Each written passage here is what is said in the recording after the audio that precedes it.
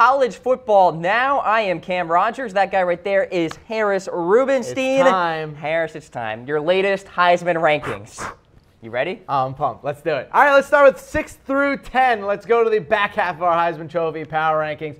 Justin Herbet, Drew Lock, Bryce Love drops a couple of spots. He did not play for Stanford this week. A.J. Dillon slots into the number 9 spot this week, currently 5th in all of college football in rushing yards. And then Kellen Mond stays at number 10. He had another nice performance this week for Texas A&M. But let's get to the people you actually want to see. Let's start with number 5, Jonathan Taylor. Now, Taylor ended up having a pretty good game. You know, didn't have a lot of touchdowns there, though he still did break that 100-yard marker. But Jonathan Taylor, for my money, is still the best running back in college football. He will be top 5 on this Heisman list most likely all season long. He's electric. He's powerful. He's great in the Big Ten. And I really think that Jonathan Taylor is going to be a force to be reckoned with all season long. So he comes in at number 5, dropping a couple spots because, you know, winning the Heisman as a running back when your team isn't undefeated, it's kind of difficult. Number 4 is Kyler Murray, who was absolutely dominant this week. He has jumped multiple spots every single week of college football so far since we started our power rankings. Another couple of touchdowns for him. He just looks so in control when he's on a football field.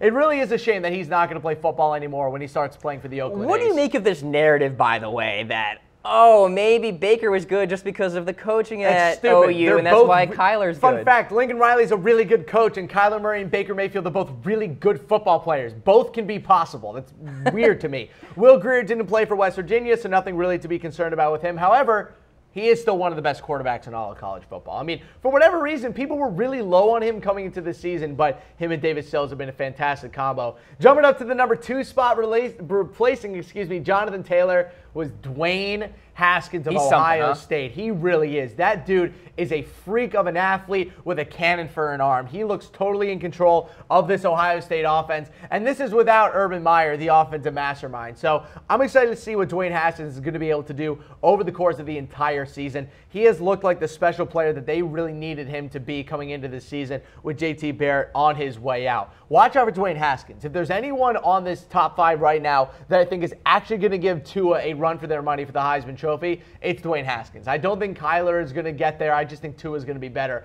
But if Haskins can lead an undefeated Ohio State team into the playoffs, I think Haskins is going to get a lot of Heisman buzz as we get towards the end of the season. But of course, for the second week in a row, the number 1 player in the Heisman Trophy power rankings is Tua Tagovailoa, who, again, only needed a half of football to completely dismantle his opponent. He can do it with his arms. He can do it with his legs and arm. He can do it just about any way that you need him to. I'm sure if you asked him to play wide receiver, he could do that also. He is the best offensive player in college football, hands down. He's the best quarterback that we have in college football today.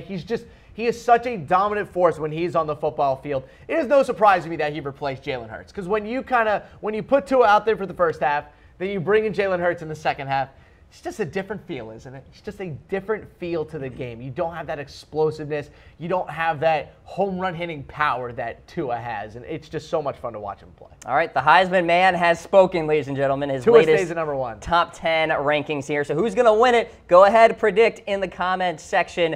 I'll tell you what, good subplot here, Harris. If Alabama makes the playoffs, Ohio State makes the playoffs, perhaps another team such as Stanford with Bryce Love. Some interesting Heisman subplots. We'll have a couple.